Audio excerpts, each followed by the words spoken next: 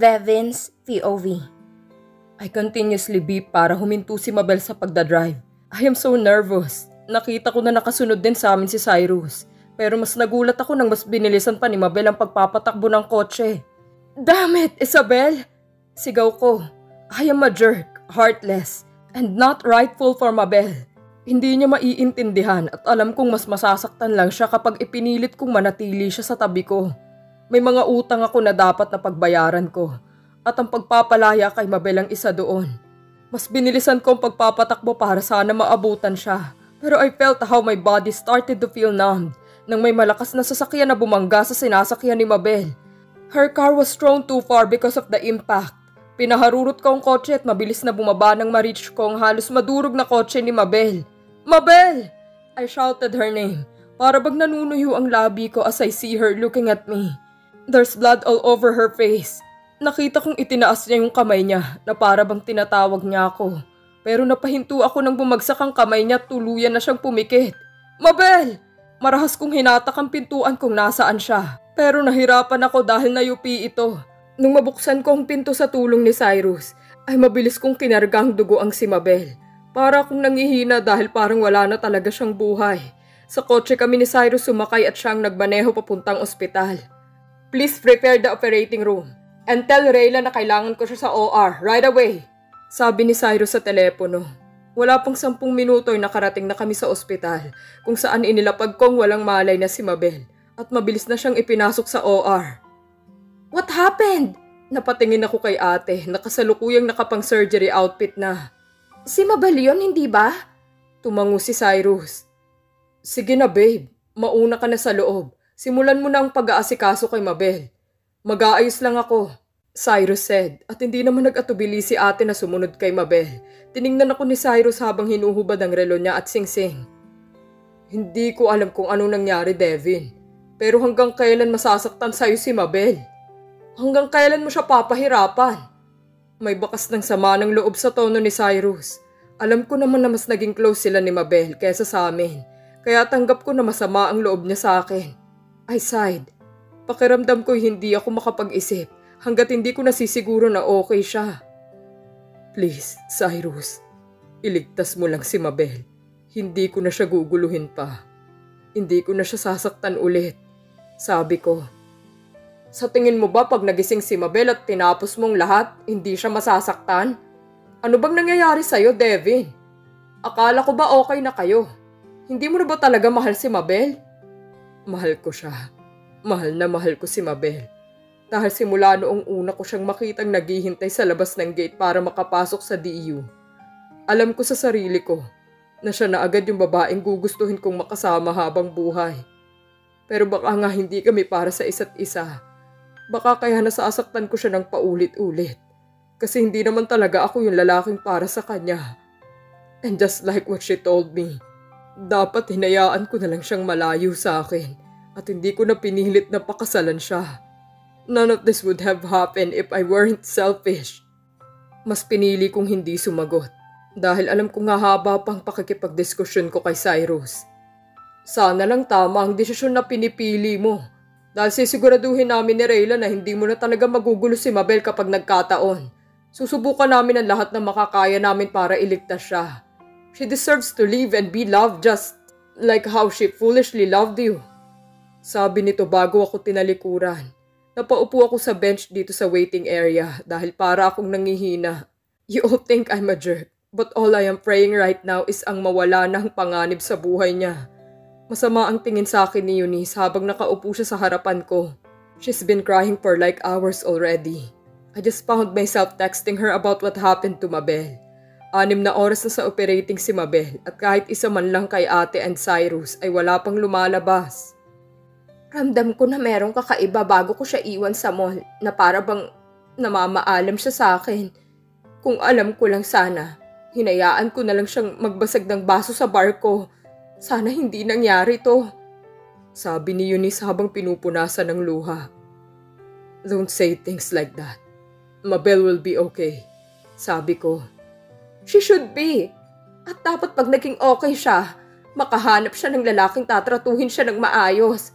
Ano bang she quit gymnastic for you? Napatingin ako kay Eunice dahil sa sinabi niya.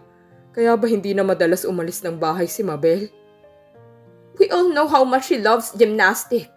Konting-konti na nga lang at magiging world champion na siya sa larangan na yun. Pero she chose to give it up.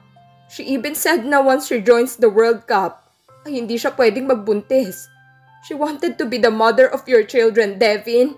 Pero dahil gago ka, at sobrang gago ka talaga, kaya dapat mawala sa'yo si Mabel. She said and stood up. I bit my lip. Wala naman kasing makakaalam na yun din yung pangarap ko. And just like Eunice said, I don't deserve Mabel. And itong panghihinayang ko ay dadalhin ko hanggang pagtanda ko. Napatingin ako nang bumukas ang pinto ng OR at lumabas doon si ate. Hinubad niya ang suot niyang cap at mask. Parang nangihina siyang napaupo kaya kinabahan ako at mabilis na lumapit sa kanya. Ate, what happened? Nag-aalala kong tanong. Pero hindi na ako nagulat nung sampalin niya ako. I'm so disappointed, Oliver. Hindi ko alam kung naimpluwensyahan ka na ni Mama o desisyon mo talaga ito. But whatever it is, isa itong malaking kahibangan. Galit niyang sabi sa akin. I held her hand. Ate, you have all the time that you need to say all of this to me. But can you tell me what is the condition of Mabel? Kinakabahan kong tanong. We did our best, Oliver. Pero matindi ang bleeding sa ulo niya at head trauma. We will be monitoring her for the next 48 hours. Sa ngayon, hindi pa namin masasabi kung tuluyan ng ligtas si Mabel. But her vitals is on a stabilized condition. Salamat naman. Mangiyak-ngiyak na sabi ni Eunice. Kahit papano'y nabawasan ang kaba ko. Pero nandun pa rin ang malakas na kaba at takot sa puso ko. Araw na naging linggo, hanggang sa naging buwan. 3 buwan ang lumipas pero walang Mabel na gumising. Her wounds is completely healed. Pero hindi pa din siya gumigising. Mabel is in coma for 3 months na at walang makapagsabi kung kailan at may pag-asa pa ba siyang gumising. But me, naniniwala ako nagigising siya. Hindi ako mawawala ng pag-asa. Bumibisi-bisita ako kay Mabel dahil aside sa utos ni Ate Rayla na kausapin namin siya lagi para ma-motivate gumising, ay parang hindi ako mapapakali hanggat hindi ko nakikitang dumilat siya. Itutuloy ko pa din ang pangako ko. Alam ko sa sarili ko na sobra nang nagawa ko sa kanya. I don't want her to suffer too much because of me. Someday kapag may chance siguro, malalaman niya din kung bakit ko siya piniling iwan. At sigurado ako kapag nangyari yon, masaya na siya sa piling ng iba at pipilitin ko na lang din na maging masaya para sa kanya. Papunta ako sa ospital ngayon, bitbit yung bulaklak na inilagay ko sa base na nasa tabi ng kama niya. Gusto ko kasi paggising niya ay fresh na bulaklak ang makikita niya. Nasa hallway pa lang ako pero rinig kong ingay na para bang nagtatawanan sa loob ng kwarto ni Mabel. Kaya mabilis akong pumasok doon. I was frozen nang makita ko na nakaupo at gising na si Mabel. Napangiti ako dahil parang wala lang nangyari. Devin! Dumating ka na pala! Pagbati sa akin ni ate. Dahil doon ay napatingin sa akin si Mabel. And para akong pinagpawisan ng malamig ng magtamang paningin namin. Mabilis na gumuhit sa labi niyang matamis ng ngiti. I can't help but smile back. Lalapit sana ako nang magsalita si Mabel. Sino siya? Magkakilala din ba kami? At para akong napako sa kinatatayuan ko. Did she just ask who I am? Nagulat ako nang mabilis akong hatakin ni ate palabas ng kwarto at parang gusto kong maiyak doon sa harapan niya. Pero pinigilan ko. Anong meron ate? What's happening? Why is she asking who I am? Ate, answer me. Nagpapanik kong tanong sa kanya. Huminga si ate at tinapang balikat ko. Selective amnesia, sabi ni ate. What? Confused kong tanong. Due to her head trauma, Mabel currently have selective amnesia kung saan merong mga tao na hindi niya maalala. At ikaw yon. I almost lost my balance nung sinabi ni ate yon. This is usually caused dahil maaaring iniisip ka niya lagi. At alam naman natin na bago ang aksidente ay masamang-masama ang loob niya sa'yo. Mabigat na ang paghinga ko dahil parang hindi matanggap at maproseso ng utak ko ang lahat. Devin, I'm sorry. Pero malaki ang chance na hindi ka na maalala pa kahit kailan ni Mabel. Napapikit ako at napahawak sa sentido ko. Yumukulang ako dahil parang ang bigat sa pakiramdam. Nagkita ulit kami. She even smiled at me. Just like the first time I met her. Pero sa pagkakataong ito, kilala niya na ako. Pero tuluyan nang nakalimutan. Siguro tama na din ito para maibsan niya lahat ng sakit na dinulot ko. Yes, Mabel. Forget about me. Forget about us. Keisha, calm down, please. Sabi ko dito at dahan-dahan siyang inupo sa couch. Pero napakahigpit ng kapit niya. I signaled her psychiatrist not to come closer yet dahil mas magwawala lang siya kapag dumikit ang mga ito. Devin! She called me and she started crying. Again. Huwag mo akong iiwan ha? Tumango na lang ako. Kailangan mong magpagaling agad, Keisha. Sabi ko as I tapped her head. Bakit? Ayaw mo na ba akong alagaan? Sabi niya at mas hinigpitan ang hawak sa akin kaya umiling ako. I told you don't think too much.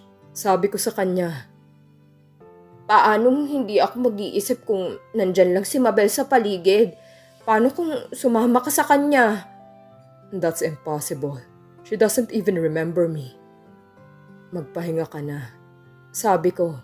And I tried to smile pero pakiramdam ko'y walang-wala na akong gana. If you leave me, I would really kill myself. Hindi ako nagbibiro, Devin. I sighed and then asked her psychiatrist to come over. Kung saan ay mabilisan siyang tinurukan ng pampatulog. Hinigpitan ko ang hawak ko sa kanya dahil nagwawala pa rin siya. Thank you, Mr. Donovan. Sobrang dinanas ni Keisha dahil sa pagkamatay ng mami niya. Mabuti na lang at nandito ka. Sabi ng psychiatrist niya sa akin. There's a lot of things that I needed to sacrifice in order to pay for my debt to her. Sabi ko at lumabas na. Eksaktong paglabas ko ng unit ni Keisha ay nakasalubong ko si Ma'am. How's Keisha, anak? Malambing niyang tanong sa akin. I don't get it, Ma. Bakit pag kay Keisha ganyan ka? Pero si Mabel na siyang asawa ko. Hindi ko na natuloy ang sinasabi ko at huminga na lang ng malalim. Aalis na ako. Napatingin ako ng hawakan ako ni Mommy. I'm telling you, Devin. Hiwalayan mo na yung babaeng yan. Keisha needs you. Alam mo naman ang utang na loob mo sa kanya. Ipapaalala ko lang sa'yo na halos magpakamatay ka nung iwan ka ni Mabel. Pero sinong nandoon? Hindi ba si Keisha? Now that she's suffering, dapat lang naman natili ka sa tabi niya at iwan na si Mabel. Hinawakan ko yung kamay ni Mommy at pinabitaw yun sa pagkakahawak sa akin. Hindi na ako naaalala ni Mabel. I bitterly said. My mom eyes widened. What do you mean? Na-aksidente siya nung araw na pinili kong iwanan siya because you said, I have this debt to pay for what Keisha done for me. And guess what, Mom? Isabel have selective amnesia now. Son, I didn't know. Mom tried to touch me pero umiwas ako. The damage has been done. I said bago naglakad palayo. 2 buwan nang lumipas nang makalabas si Mabel sa ospital at tumatakbo ako ngayon papasok sa airport. Mabel is leaving. She is really leaving me. Mabel! I called her nang sa wakas ay makita ko siya sa kakaikot sa airport. She looked at me. Nakatayo siya habang hawak ang plane ticket sa isang kamay at sa kabila naman ay yung maleta niya. She smiled at me and waved. Devin! She called me. Kaya hindi ko na napigilan ang sarili ko at tinakbo kong distansya sa pagitan naming dalawa. I hugged her so tight dahil alam ko sa pagkakataong to tuluyan na siyang mawawala sa akin. My eyes started to water kaya pinigilan ko yung sarili ko na umiyak. Ilang minuto ko yata siyang yakap bago ako bumitaw. She's looking at me weirdly. It's killing me how you look at me right now. I said. Why? Is this not the way how I look at you before? Confused niyang tanong. Umiling ako. Huminga ako ng malalim then touch her hair. Mas okay na hindi mo na maalala. Sabi ko. Hindi kita maintindihan, Devin. I kept asking them about you pero walang gustong sumagot ng tanong ko. Sino ka ba talaga sa buhay ko? She bit her lip. Hindi ko alam pero ang bigat ng loob ko habang nasa harap kita ngayon. Nagbagsakan ng luha niya. I wiped her tears. Mabel, believe me, mas okay na hindi mo na ako maalala.